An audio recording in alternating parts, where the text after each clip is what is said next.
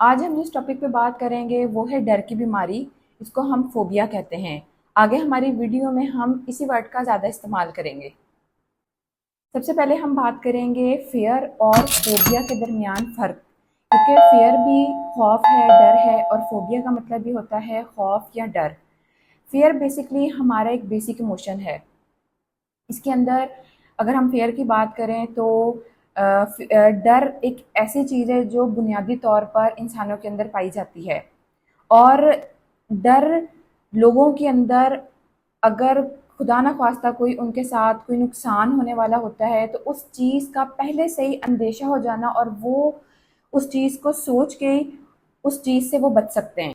डर लोगों को नुकसान से बचाता है जब वो हकीकत में वो किसी खतरे का सामना कर रहे हों।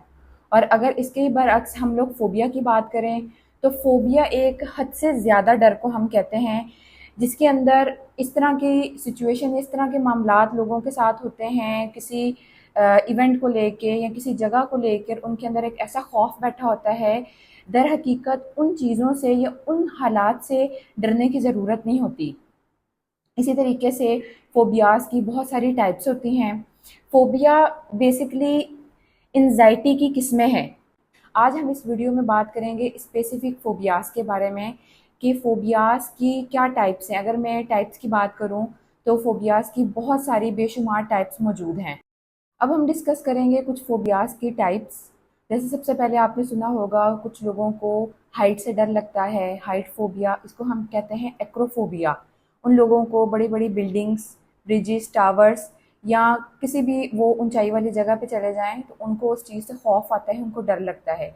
इसी तरीके से होता है एरोफ़ोबिया, जिनको उड़ने से मतलब फ्लाइंग से डर लगता है। लाइक अगर मैं इसकी आपको एक सिंपल सी सादा सी मिसाल दूँ तो इस तरह के लोगों को अगर उन्होंने जहाज़ में सफ़र करना हो तो फ़्लाइट से पहले और ड्यूरिंग फ़्लाइट उनको एक एंग्ज़ायटी की कैफ़ियत आने लग जाती है। क्यों? क्योंकि उनके अंदर एक फ़ोबिया पाया जाता है। इसके अलावा एग्रोफ़ोबिया, जहाँ पर आप इसके अंदर आप क्राउडेड प्लेसेस पर लोगों के हजूम के अंदर आप जाने से घबराते हैं।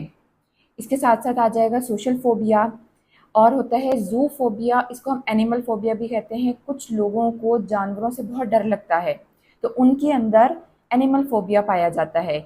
इसके अलावा हाइड्रोफ़ोबिया या एक्वाफ़ोबिया, जिन लोगों को पानी से या समंदर से डर लगता है। माइसोफोबिया, इसके अंदर लोगों के अंदर बहुत ज़्यादा एक कॉन्शियसनेस होता है अपनी सफाई को लेकर। उनको फ़ील होता है कि कहीं पर भी वो हाथ रखेंगे, बैठेंगे, वहाँ पर जर्म्स होंगे, या उनको बहुत ज़्यादा डस्ट एलर्जी होती है। अगर ये चीज़ ज़्यादा मसला बने तो ये आगे जाके ओसीडी की शक्ल भी इख्तियार कर सकती है। एस्ट्राफोबिया में बहुत ज़्यादा डर होता है, जो तूफ़ान आता है या जो बिजली चमकती है, ये ज़्यादातर बच्चों में भी पाया जाता है, कुछ अडल्ट्स में भी होता है। जब इस तरह का मौसम बनता है, इस तरह की कैफ़ियत होती है, और ये एनिमल्स को भी ट्रिगर करता है, उनके अंदर भी ये फ़ोबिया पाया जाता है। जब बहुत ज़्यादा थंडरस्टॉर्म आए या लाइटनिंग हो तो वो उस टाइम एनिमल्स भी डर जाते हैं। इसके साथ आ जाएगा क्लस्ट्रोफोबिया। इसके अंदर बंद जगहों के अंदर लोगों को जाने से बहुत डर लगता है। अंधेरे कमरे में या बहुत ज़्यादा कंजेस्टेड जगह हो, कंजेस्टेड प्लेसेस हो, क्राउडेड जगह हो, तो उस तरह के, जैसे कि अक्सर लिफ्ट में लोग नहीं जा सकते, इसके अंदर बहुत ज़्यादा बंद जगहों का डर होता है। नोसोकॉमफोबिया, फियर ऑफ हॉस्पिटल्स। आप लोगों ने सुना होगा कुछ लोगों को हॉस्पिटल जाने से डर लगता है, या अगर वो चले जाएं तो उनको वहाँ की स्मेल से बहुत ज़्यादा इरिटेशन होती है। इसी के साथ साथ आ जाएगा निडल फोबिया भी होता है, जिन लोगों को इंजेक्शन लगाने से, ड्रिप लगाने से डर लगता है।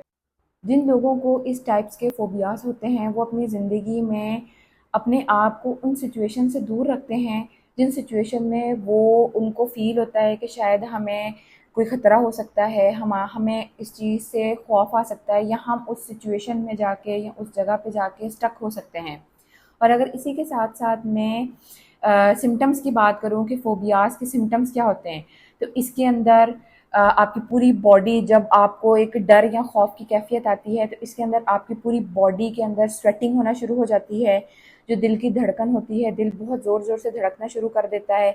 आपकी पूरी बॉडी के अंदर आपको ऐसे फील होगा जैसे आपकी सुइयाँ चुभ रही हैं, सुन्न होने की कैफियत होती है, सर में बहुत ज़्यादा दर्द होता है। इसी के साथ साथ एक स्टेट ऑफ कन्फ्यूजन बन जाती है, क्योंकि उस टाइम पर जब आपको ये खौफ लाहक होता है, एक डर का सामना आपको करना पड़ता है, तो आपको ये चीज़ नहीं फील हो रही होती, आपको इस चीज़ की समझ नहीं आ रही होती कि आपको उस टाइम पर क्या करना चाहिए। कन्फ्यूजन की स्टेट आ जाती है। इसी के साथ साथ आप एक बहुत ज़्यादा थकावट फील होती है, उल्टी आने की भी कैफियत होती है, जिस्म कांपना शुरू का हो जाता है। इसके अलावा पेट में दर्द शुरू हो जाती है और जो मुंह है वो बहुत ज़्यादा खुश्क हो जाता है उस खौफ और डर की वजह से। अगर हम फ़ोबियाज़ की बात करें तो देखिए ये सुनने में बहुत आसान लगता है कि कुछ लोगों को मतलब कि यही डर है ना कि मतलब वो अंधेरे कमरे में नहीं रह सकते या किसी हाइट पर नहीं जा सकते, ये सुनने में बहुत आसान है। लेकिन जो लोग या जो शख्स इस चीज़ से सफ़र कर रहा होता है, इस चीज़ से गुज़र रहा होता है, उसकी पूरी फ़ंक्शनैलिटी डिस्टर्ब होती है, वो रोज़मर्रा ज़िंदगी में प्रॉपर तरीके से काम नहीं कर सकता। मिसाल के तौर पर अगर किसी शख्स को हाइट से डर लगता है, तो वो उसके अंदर ये इतनी ज़्यादा सवियर होती है, ये फ़ोबिया इतना सवियर होता है कि वो सेकंड पोर्शन तक भी नहीं जा सकता, जिसकी वजह से उसकी डेली की लाइफ, उसकी जॉब, सब कुछ डिस्टर्ब होता है। और इसी के साथ साथ अगर हम लोग ये बात करें कि जिन लोगों को बंद कमरों से डर लगता है, तो ज़ाहिर सी बात है वो एक बंद गाड़ी में नहीं बैठ सकते, क्राउडेड जगह जहाँ पर ज़्यादा लोग बस में हों, ट्रेन में हों, वो इन चीज़ों पर ट्रैवल नहीं कर सकते। इसके अलावा वो लिफ्ट के अंदर नहीं जा सकते। अगर किसी मतलब कि किसी बंद जगह पर कोई मीटिंग है, वो वहाँ पर वो मीटिंग अटेंड नहीं कर सकते, तो ये उनकी एक पूरी लाइफ को ये फ़ोबियाज़ डिस्टर्ब करते हैं। तो ये सुनने में बहुत आसान है, लेकिन जो लोग इन चीज़ों से सफ़र कर रहे हैं, वो ये चीज़ समझ सकते हैं कि उनकी फ़ंक्शनैलिटी, उनकी पूरी लाइफ इन चीज़ों की वजह से कैसे डिस्टर्ब हो रही है, और इनको ट्रीट करवाना ही अपनी ज़िंदगी में वो बेहतर तरीके से काम कर सकते हैं। बाज़ औक़ात ये हमारे साथ इसलिए भी होता है क्योंकि हमारे दिमाग में कुछ ऐसी बातें, कुछ ऐसे इवेंट, कुछ ऐसे हादसात बैठ जाते हैं, हमारा दिमाग उनको स्टोर कर लेता है कि जब भी वो सिचुएशन कभी भी आपकी लाइफ के सामने दोबारा आती है, तो फिर हमारा दिमाग क्या करता है, उन चीज़ों को, उन हादसात को रिकॉल करता है। और उस रिकॉल के अंदर अगर आपका एक्सपीरियंस बैठ रहा हो, तो फिर आपको इमोशनल सिम्टम्स के साथ साथ फिज़िकल सिम्टम्स का भी सामना करना पड़ता है। अगर हम इसके ट्रीटमेंट या मैनेजमेंट की बात करें, तो हम फ़ोबियाज़ को 2 तरह से ट्रीट कर सकते हैं। एक साइकोथेरेपी के ज़रिए और दूसरा मेडिकेशन के ज़रिए। देखें जो जितनी भी हमारे पास नफ़सियाती और ज़हनी बीमारियाँ होती हैं, कुछ बीमारियाँ ऐसी होती हैं जिनके अंदर मेडिकेशन की नीड पहले होती है, उसके बाद जो क्लाइंट होता है, जो पेशेंट होता है, वो काउंसलिंग के लिए तैयार होता है। और कुछ बीमारियाँ ऐसी होती हैं कि जिनके अंदर मेडिसिन की ज़रूरत बाद में पड़ती है। आप लोगों ने एक तरतीब बनानी है कि आपको किन-किन चीज़ों से डर लगता है। इसके अलावा इसके अंदर आपने देखना है कि जो चीज़ें, जिन चीज़ों से आपको डर लगता है, किस चीज़ से आपको ज़्यादा डर लगता है, किस चीज़ से आपको कम डर लगता है, मतलब उसकी शिद्दत देखनी है।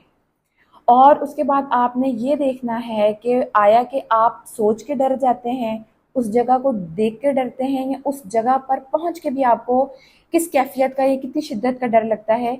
इस चीज़ को हम लोग डिसेंसिटाइज़ेशन कहते हैं। अक्सर हम लोगों को ये डर होता है, ये खौफ होता है कि कोई हमारे बारे में कोई बात ना कर रहा हो या कोई हमारी बुराई ना कर रहा हो। इतना ज़्यादा सोचने की या सब लोगों के बारे में इतना ज़्यादा परवाह करने की कोई भी ज़रूरत नहीं है। इस दुनिया में ऐसा कोई भी इंसान या ऐसा कोई भी शख्स नहीं है जिसके सभी दोस्त हों। ठीक है, आपकी लाइफ के अंदर कुछ लोग आपको ऐसे भी मिलेंगे जो आपसे हसद करते हैं, जो आपको शायद सक्सेसफुल होता नहीं देख पा रहे हैं, जो आपको खुश नहीं देखना चाह रहे, आपके दुश्मन भी होते हैं। लेकिन आपने यहाँ पर सिर्फ अपना भला देखना है, अपने लिए अच्छा करना है, अपना मकसद पूरा करना है, और अपने दिल दिमाग से ये खौफ निकाल कर, लोगों का खौफ निकाल कर आप लोगों ने इस ज़िंदगी में जीना है। और अगर आपको मेरी वीडियो अच्छी लगी हो तो मेरा चैनल सब्सक्राइब करें और बेल आइकन को हिट करें, ताकि मेरे आने वाली इन्फॉर्मेटिव वीडियोस की नोटिफिकेशन टाइम टू टाइम आपको मिलती रहे। फ्रॉम डॉक्टर माइंडर्स, अल्लाह हाफिज़।